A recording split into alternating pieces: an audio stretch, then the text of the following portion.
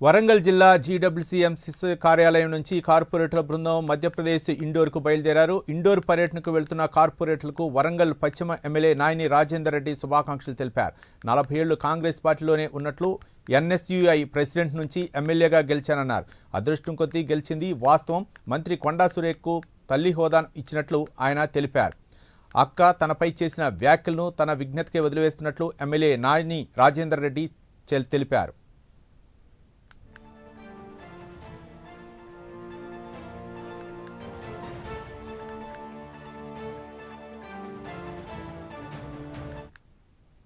కార్పొరేటర్లు అందరూ కూడా కొన్ని కార్పొరేషన్ నుంచి వెళ్ళటం జరుగుతుంది.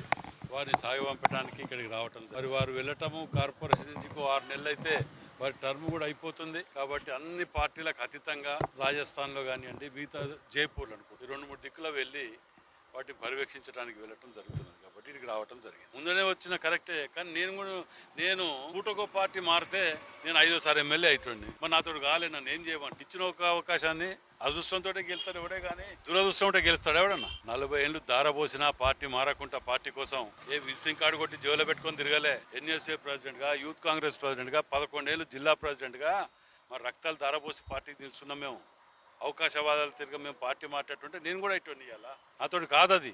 వరంగల్ వెస్ట్ నియోజకవర్గంకి సంబంధించినటువంటి గుడి 2 వేసుకుంటే తప్పే ఉన్నది అంటే వద్దని ఎవరంటారు? మేము వద్దంటామా? 2 వేసుకుంటా? మీరు 7 వేసుకుంటున్నారు. గతంలో 5 వేసుకుంటారు, ఇప్పుడు 2. మరి మేము గతంలో ఇప్పుడు 15 ఏళ్ళకెళ్ళి గత పాలకులు కానీ ఇంకా ముందు కానీ వరంగల్ ఈస్ట్కు 2 ఇచ్చిండ్రు, 3 ఇచ్చిండ్రు కావచ్చు. మొత్తం వెస్ట్ వేసుకున్నారు కదా. మేమేమన్నా అట్లా అడిగినామా? మిగతా నియోజకవర్గాలు కూడా ఉన్నది కదా. ఇప్పుడు వర్ధనపేట ఉన్నది, పర్కాలు ఉన్నది.